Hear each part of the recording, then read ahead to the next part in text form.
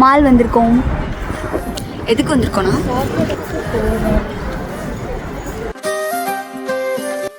நான் ஒன்று காட்டட்டுமா?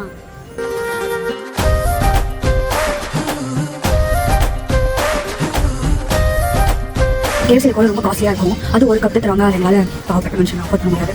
ஸோ ஆனால் இல்லைனா இது வெளியிருந்து கோலா வந்து கேஎஃப்சிக்குள்ள போனால் விட மாட்டாங்க. அது நம்ம சாமர்த்தியமாக இப்படி வச்சு உள்ள வச்சு எடுத்துக்கணும். ஓகே,